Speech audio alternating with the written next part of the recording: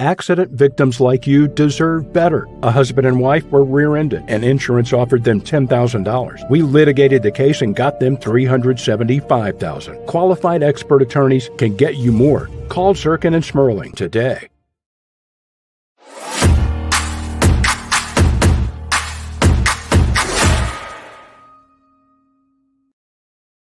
Good afternoon, Baltimore City. Welcome to City Voters Live Podcast.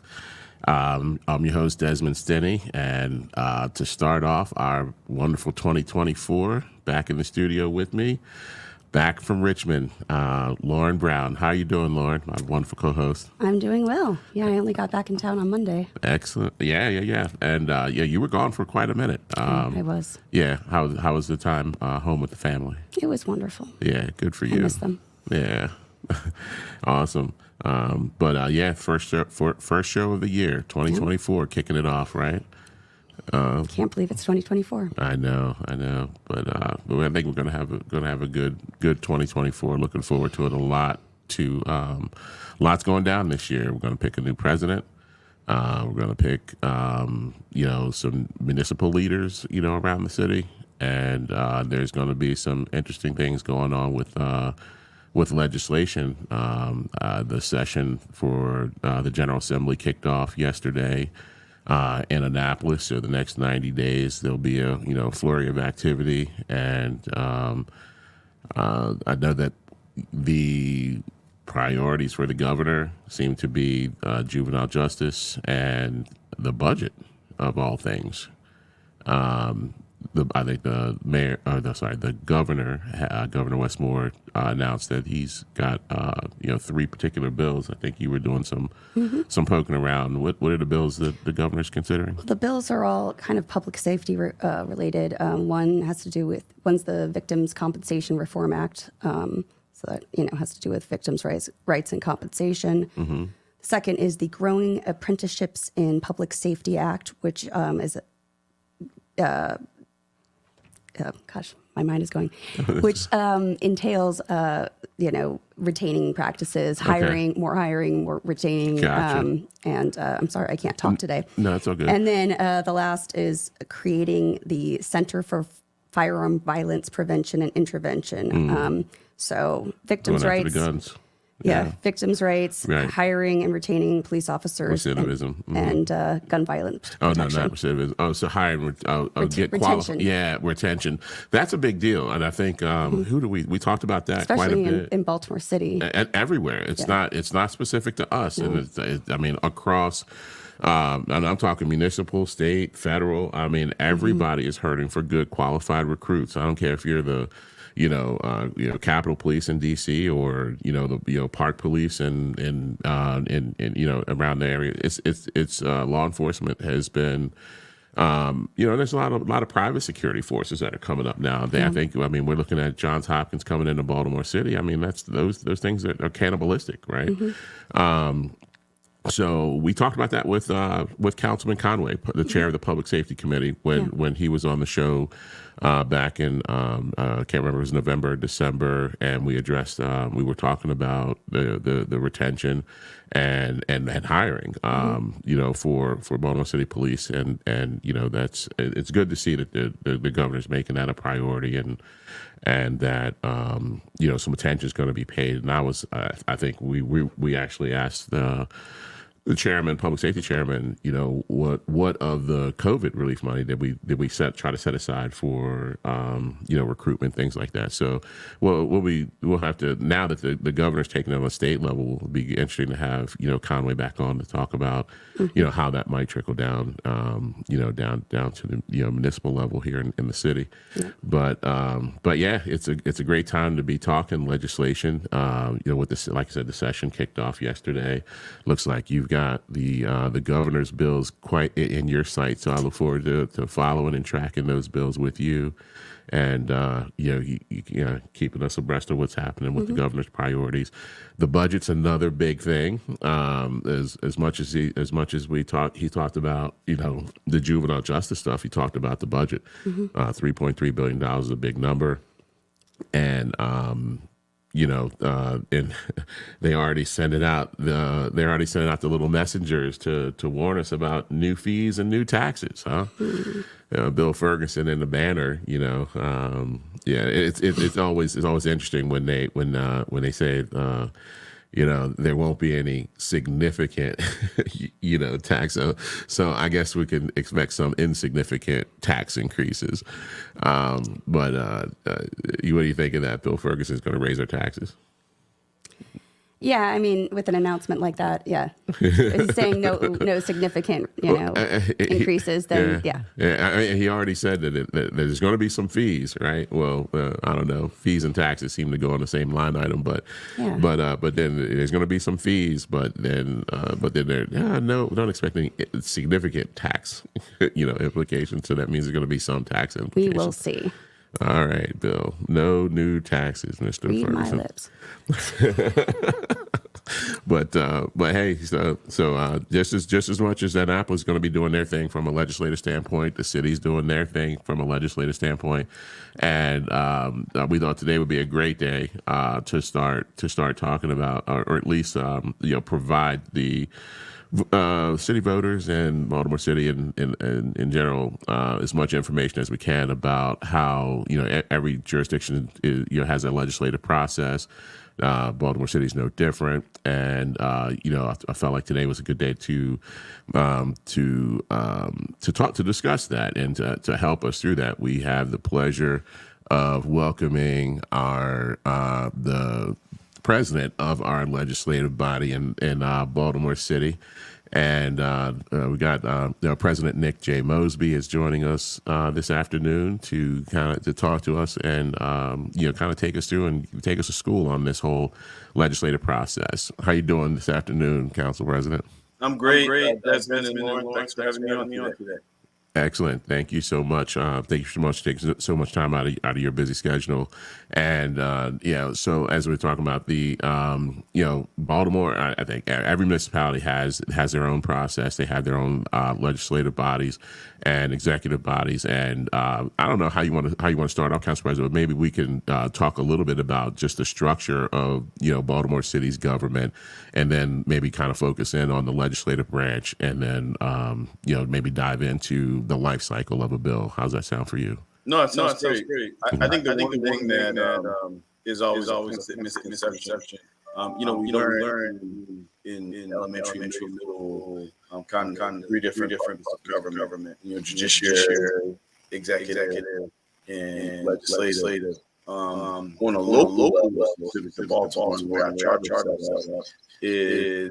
The executive has much more power than what you would typically in models, and definitely we're in the government in elementary and middle school.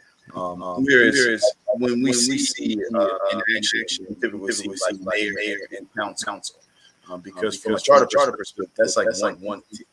It's not really separated.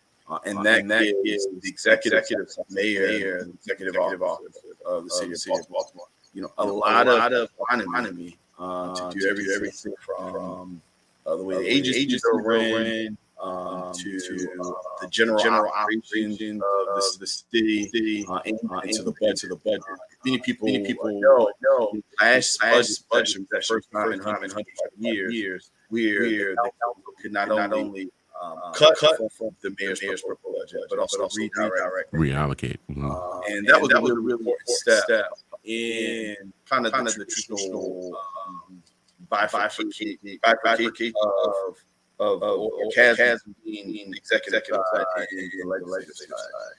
So I think that a lot of times people get caught up with not really understanding. When they see the word mayor and council, that's an entity. That's one entity. Right. And not like a convention. It's just part of the cycle of like the creation of how the city operates. Right, and that's certainly at some point we maybe have a separate conversation about how that came to be and whether or not it should continue. But you've heard me say more than once that doesn't provide for a great deal of balance in the power structure, which is, like you said, what we learned in the first government class we take in third grade is that there should be a balance of power, but yet the structure of our municipal government doesn't really lend itself to that so much.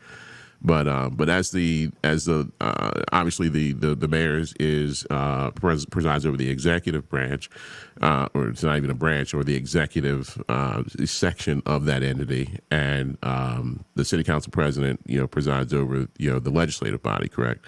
That's right. Yeah. So maybe take everyone through all of the roles and responsibilities that the city council president has as well. So ultimately, the role of the city council president is to, like I said, preside over the city council as well as the board of estimate. Now, the board of estimate is the spending board for the city of Baltimore. Anything over $25,000 above $25,000 is supposed to take board action relates to the spending. A lot of the items, maybe 95% of them, are contained when we vote what's called a routine agenda. That's just kind of like the operations of the city government. Now, it could be hundreds of different items every week. When we take a little agenda, and it takes a lot of work to kind of go through to ensure the items that you want to bring out, talk about, actually brought out to the forefront.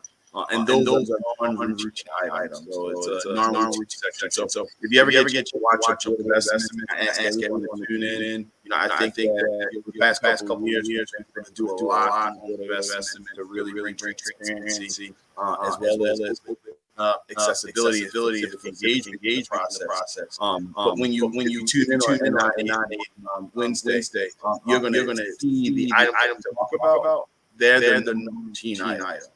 So that's if you remember, like big key things over the past couple of years, the BG corridor issue, big non-routine item that we talk about. We talked about CFP Arena, a lot about the 80-degree contract, the feeding contract. Yep. So we talked about a lot of things that's pulling them out of the routine agenda, putting on non-routine, and we kind of go over that. So that's a big function of city council president. Right. Now, everyone knows it's a 5-member board. The mayor has 3 out of the 5 seats. Again, going back to kind of the economy and authority of the mayor and our charter is kind of structured. The other side is the legislative side of things. That's where the council president is responsible for managing the legislative branch. So legislative economy as it relates to the way bills flow, setting up committees and developing the committee structure. For instance, one thing that, I left City Hall, went to Annapolis and came back. In Annapolis, we had 141 members in the General Assembly and 6 working committees. When I got back to the council, we have 15 members and 13 committees, right? So everyone was basically a committee chair. We had committees of 3 members. So basically 2 folks could decide on a big bill to go onto the floor for us to kind of go back and forth and have that dialogue. So I wanted to professionalize the council in a way that, was beneficial to kind of the dialogue and the discourse that should take place on like these really important bills, and structure the committees in a way that made sense as it relates to the city local powers as opposed to like the state power. So, from an educational perspective, for instance, education law and policy is really decided in Annapolis. 99% of it is done in Annapolis. I was served on that committee, Ways and Means Committee, in the General Assembly. Now, in the past, we've always had an education committee, but there is really no education policy that can take place on a local level. That's not to say that education topics shouldn't come up, but we don't need a standalone committee there. And there were other things that we had just standalone committees. So I consolidate the committees into 6 committees. To again, increase some committee sizes from 3 people to 5 or 7 members, which really brings in a more diverse, more citywide, it's really important topics.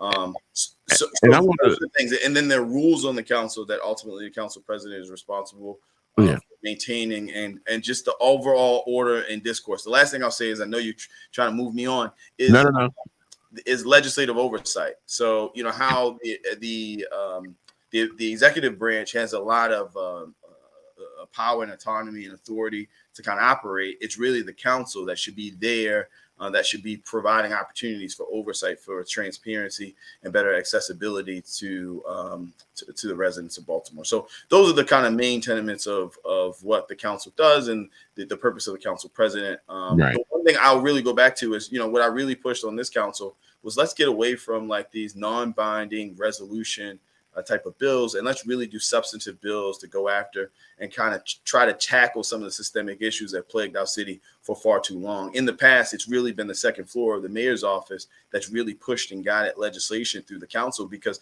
the council was merely just kind of a body to deal with constituent services. You need your pothole filled, or there's a vacant house, or there's a problem. The council person was like the conduit, the voice of the community into city services to kind of get those things done. But there's a huge other piece of us that was critically important to me, and that's why we shifted the resources in a way, but really trying to go after and develop homegrown substantive legislation to go and tackle some of these issues. One of the big things was House Baltimore. That was our approach to ARPA, the American Rescue Plan money, to really go after and have generational change as it relates to the vacancies in East and West Baltimore. Obviously, the administration took a different approach, but that was the council's stab at trying to really develop substantive legislation to go after and tackle it, and leverage this money where it becomes a return on investment as opposed to just spend down.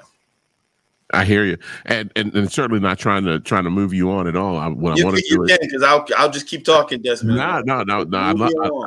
I'd love to hear it. No, what I want to do is drill down, because I don't want to gloss over things that I think are really significant contributions that you've made. You talked about your experience being on the council and then moving over to Annapolis, and then coming back and bringing a lot of that knowledge that it took to really have the vision and I would say political will to streamline our council, and to say, hey, these things, instead of worrying about the political aspect of giving everyone a committee, right, and then having all of these extra meetings and time spent with having all these extra committee meetings, I think it took a lot of political will for you and courage to consolidate those committees. What that ended up meaning is not everyone got to be a committee chair. Right. Yeah, and everyone wasn't necessarily happy, and still aren't happy, right?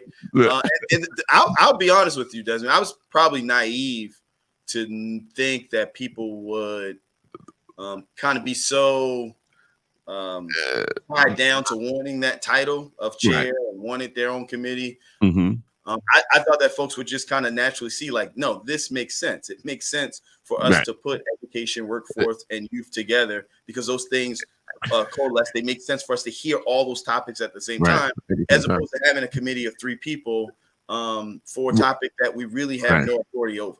And that's the problem with people that tend to make sense, is you just assume everyone else is going to say, hey, yeah, that all makes sense. I agree. That's why you shouldn't allow an electrical engineer to be a politician, because in mind, it's 1 + 1 = 2. There's logic in all. There's a solution to every problem. But it doesn't always work like that. Doesn't always work like that from a political standpoint. But I don't regret it. I mean, if I had to do it over again, even with kind of the you can't regret it, because it was the right thing to do. It was the right thing to do, and what I was wanted to do, not move you on, but I wanted to point out that there are a lot of people that recognize it, and a lot of people that appreciate it. Me being one of them, right? And so now, as far as the sausage making is, we talked a bit about how you've structured the board or the council so that it can work on more substantive legislative legislative pieces, and we talked about a few of those pieces. Take us through how let's just say a bill is being proposed. Take us through that process. And you mentioned also, I want to also make sure people understand where to go to watch that Board of Estimate hearing. You said that they're streamed. Where can people tune in to those hearings? At Charm TV? Yes, Charm TV, TV 25. If you have TV 25 here in the city of Baltimore, charmtv.com, right? On your computer, as well as their Facebook page. But the Board of Estimates are almost every Wednesday at 9 a.m. There's a schedule. You can go to the comptroller's website to see that schedule there. But then also our council hearings are typically on TV 25 Charm TV that you can watch as well. But kind of the way a bill is constructed is someone comes up with a great idea, right? They work on putting it in legal sufficiency in a way that can be presented as a bill. They ultimately bring it to the council. It's heard at a council hearing, which take place typically on Mondays at 5 p.m. How do they determine legal sufficiency? So working with the law department, working with legislative reference, who has a vast knowledge and experience of, construction of bills, and knowing that it doesn't something from a state charter or a constitutional perspective doesn't preclude whatever the initiative or aim that the person is going after. Now, obviously, as a duly elected, official, you can put in whatever type of bill you want to put in, but there are some checks and balances in a way, just kind of understanding, knowing if a red flag is it pops up associated with kind of initiative that someone wants to do. Mm-hmm. So that is read in ultimately. It's at a city council. That's where it's introduced and assigned to a committee that topic is germane to whatever specific initiative. So say if it's something in housing, it go to say community development, ECD, economic community development, or say if it's taxes, it'll go to ways and means, or say it's something related to our young folks, it'll go to say like education, workforce, and youth. So at that process, that's when the bill is introduced, and between that time and the actual first hearing, the individuals working with advocates or community members, the administration, meaning the agencies that are impacted by that bill, they have the ability to come up with kind of their opinion, whether they oppose or they support it, or, support with some recommendations of changes. That goes into the first hearing. Okay. So you've gotten the legal sufficiency, you've gotten a sponsor, or a sponsor and other co-sponsors, and then you said it goes to committee. Who handles that part of assigning the committee? Is that? So that's through the council president's office, but that also kind of goes back to the way the council is constructed. So we have 6 working committees. So each committee has its own discipline. So the idea is to bucketize the bills based off of the disciplines that the committees are structured. Gotcha. Okay. And so then they have a first hearing. Now at that hearing, it could be voted out. There could be time for us to need to have additional hearings. It could be discussed that the issue is so complicated and complex, like maybe we need to form a work group and have like working sessions to kind of work through the bills. So some bills, are out there for maybe a year and a half. Other bills kind of flow through the process in a couple months. It really depends on kind of the complexity and nature of it. The one thing that, I constantly talk about, and what I'll pride myself being a legislator is, not passing bills just off of name only. A lot of times you have a bill with a great name, but when you really read the details, like what is it really doing? Is it really trying to drive the intended goal that the name of the bill kind of says? I point out one big bill was inclusionary housing. That was a bill that had been out there for 17 years, and over 17 years resulted in like 32 or 34 inclusionary housing units throughout the entire city. So that was a bill with huge loopholes, huge waiver grace, and didn't really result in exactly what the title of the bill or the motivation was intended to do. And I think we had Councilwoman Ramos was on back in November talking about that bill and it has that been signed at this point?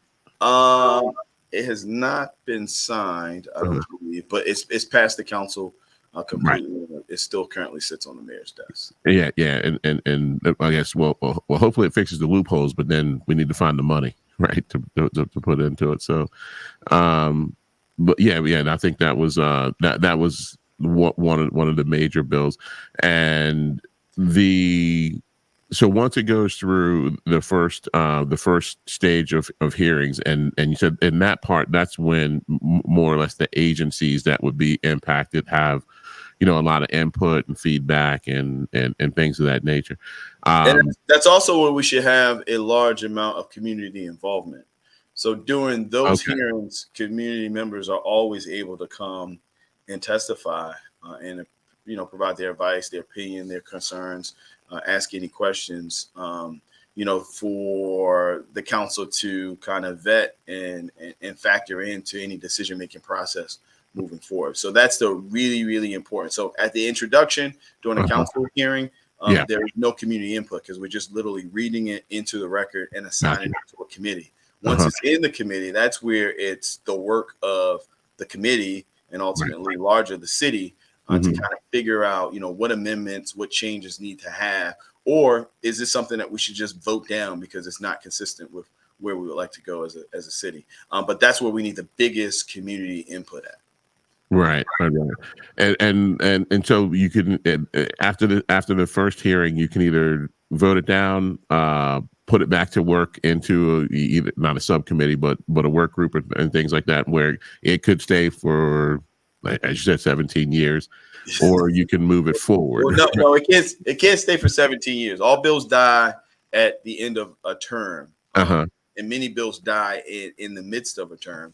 Got it. But for a long time, it would be a year and a half. Where like a work group or several different sessions, or sometimes, because of I call it legislative economy, right? So, it was a priority for us to do local control, say, before this next session started.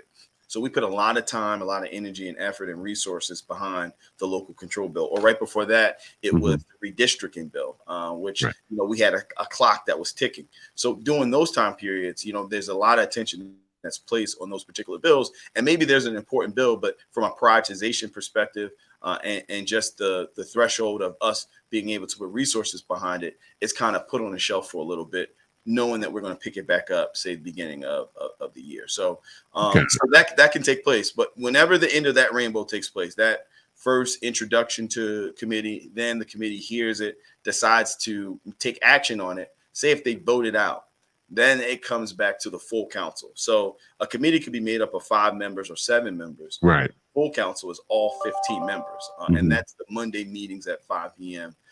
At that time, that is what's called second reader. So there's basically 3 readings of any bill. The first reader is in committee when they vote it out or do whatever action they would like to do to that bill. The second action is called second reader, which is with the complete council.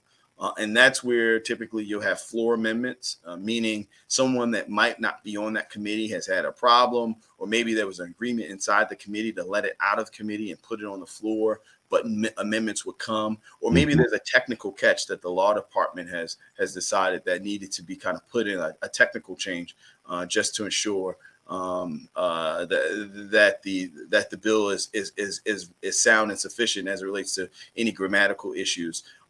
All of that can take place on the floor at second reader, and then ultimately it's voted out as second reader, and then returns back to the entire body on the next meeting, the next regularly scheduled meeting, or the next meeting. I'm sorry, it doesn't have to be regularly scheduled. The next meeting, and at that point, it's ultimately voted out again for a third time.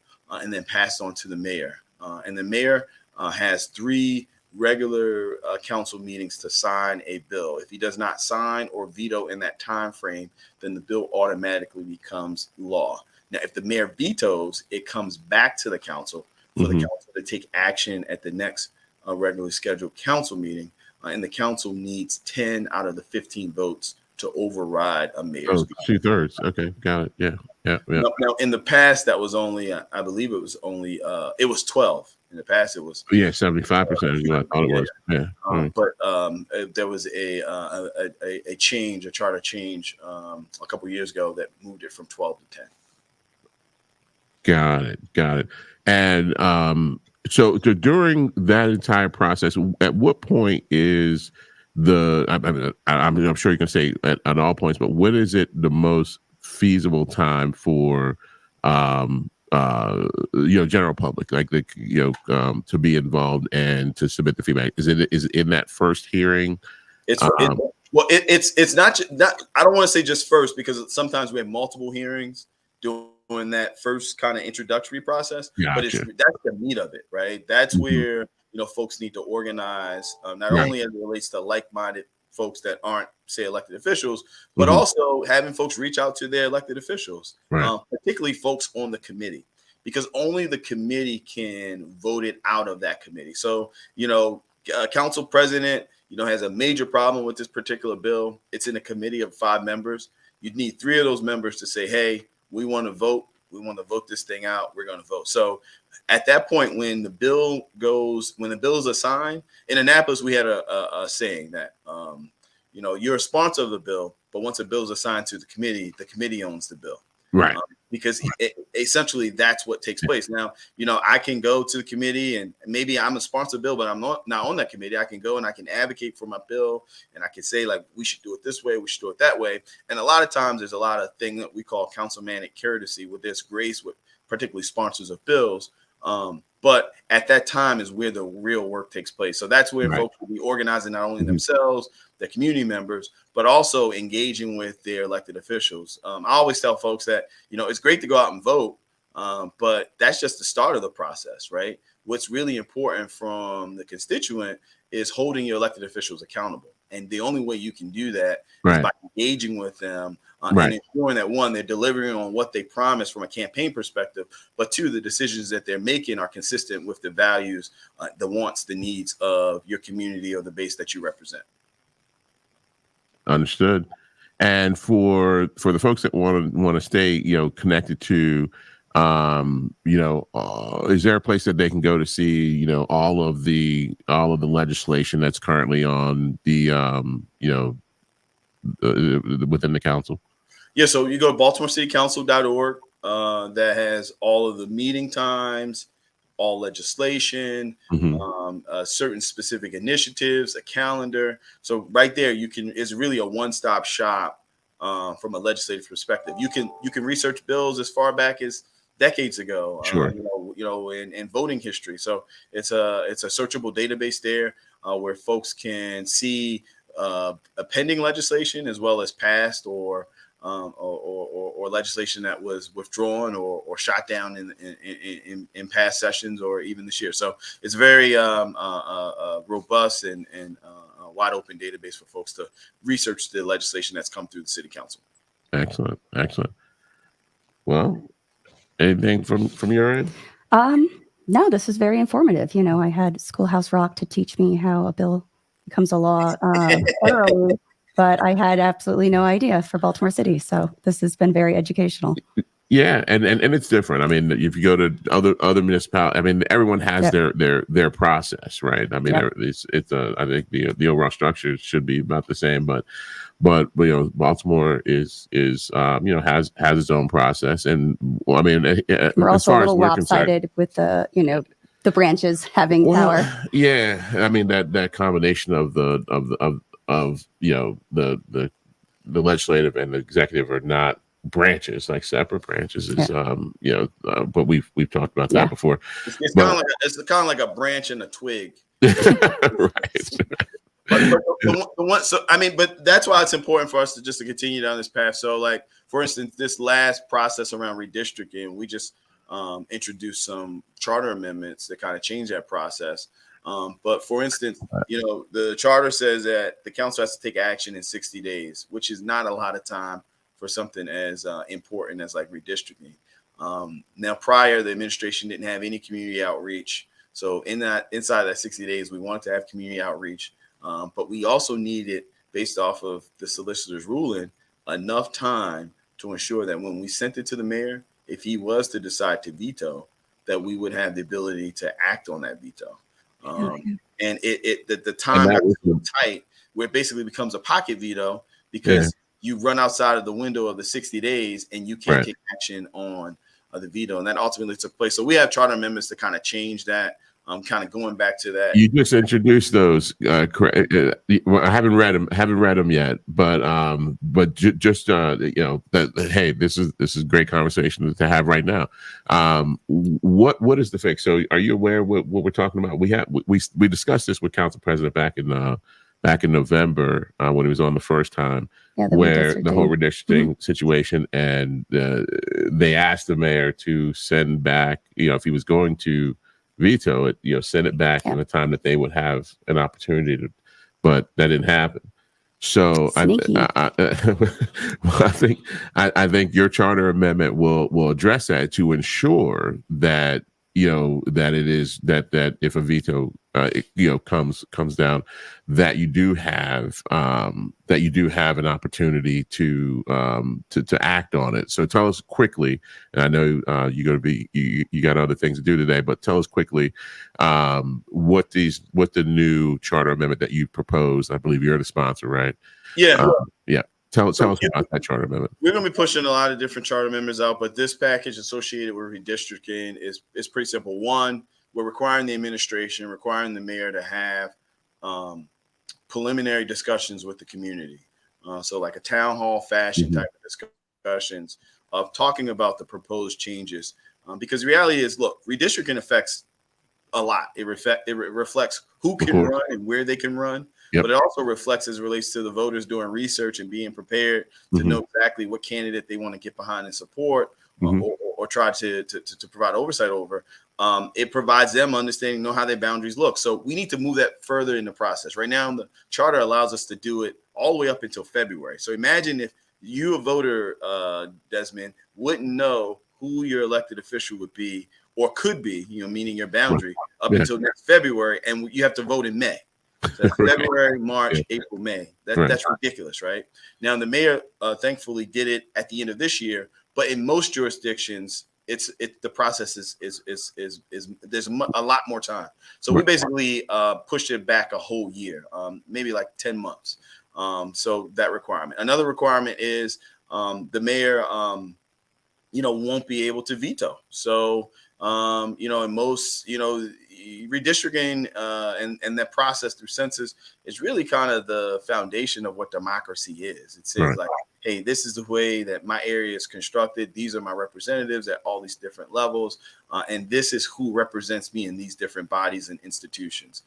And the mayor should have a say, but just as the charter says, it says that the council, like in most places, can either pass on the mayor's proposed, can change the mayor's proposed, or come up with a completely different map altogether and blow that out. That's the way Annapolis is run. That's the way most jurisdictions are run. And that's the way kind of the city should be constructed.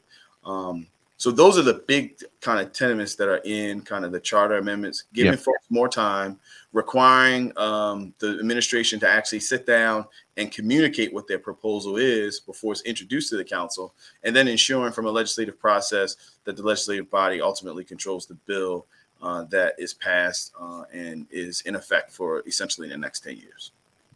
Fantastic. And we'll definitely put that on our tracker and make sure we continue to put that information as far as that legislation as part of this episode.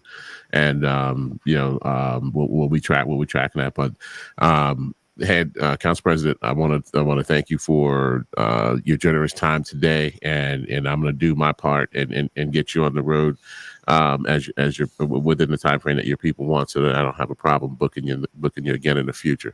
Well, I absolutely love coming on City Voters Podcast. If there's ever an opportunity or chance, please don't hesitate to reach out. I'll certainly make time to come on. Thank you for your time this afternoon. Look forward to seeing you real soon. Have a great day, Desmond, as well as you, Lauren. Thanks, you too. All right. So, did you? Was there meat in there for you? Yeah, there definitely was. Yeah. I'll have to watch it again though. Yeah. It was a lot to take in. My notes are not sufficient. Yeah, but what we're hoping to do here is the process has been explained. If there's any questions, now there's a perpetual location in episode 12 that people can always refer to And if they have any question about the process, or when citizens can get involved, and what the entire life cycle of that sausage making is, it's right there for them in Baltimore City Voters on episode 12.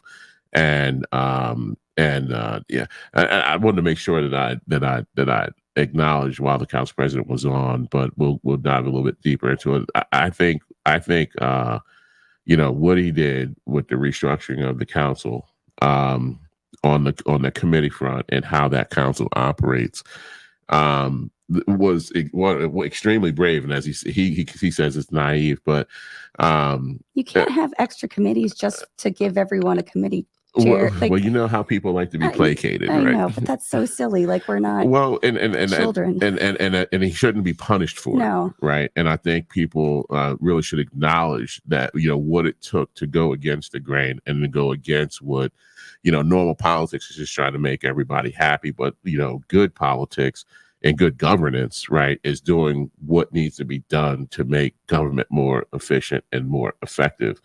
And I think the pushback he got, to me, actually shows how unnecessary the extra committees were, because it shows that it was just to have that title. If you got people irritated, then you're doing something right. No, but in politics, that could be tricky, right? It seems like these committees didn't, having so many served more to allow everyone to have a title, rather than to actually help the citizens to move government faster, or to do anything that actually improved the city. Yeah, it was participation trophies for for the council. Didn't want to say it because that's always attributed to my generation that we got participation trophies. But that's what it is. Yeah. Well, kudos to him, and I hope more people will appreciate what the job that this council president has done, and I think what we're seeing now is we are starting to move more towards that balance of power that the city needs. And when you have that level of accountability, when you start having more accountability, across the areas of our government, everything doesn't just sit and reside in one seat. What we'll have is more people willing to be involved at those other levels, right? If we make the city council stronger, more people will want to be council people, and we'll have a lot more options to choose from. If we make the council president more powerful, then there'll be folks that'll want to be in that seat. And certainly heavy is the head of those who wear the crown, right? And the amount of responsibility that our mayor has in, not this particular mayor, I'm talking about the mayor's seat, the seat itself that it has.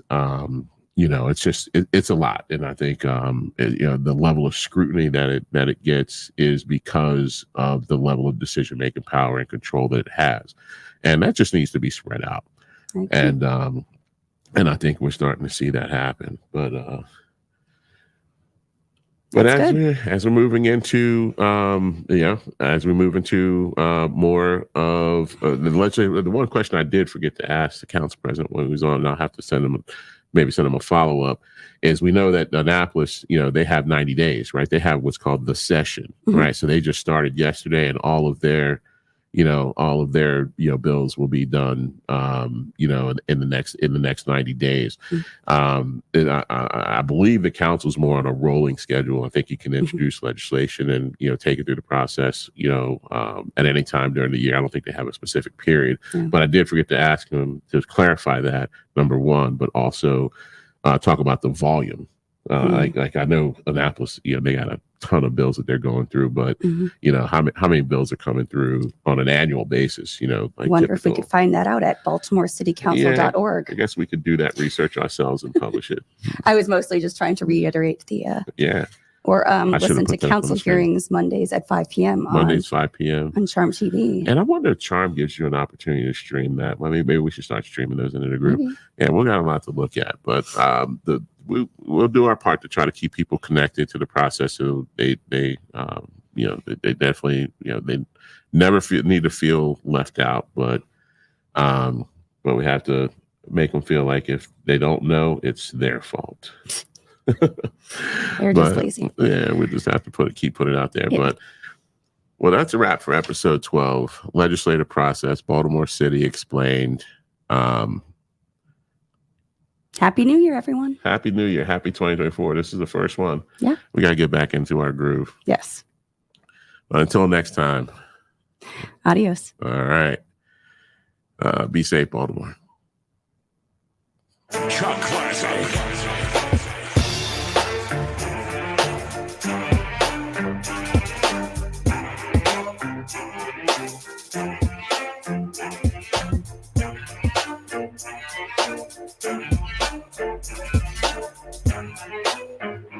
Thank you.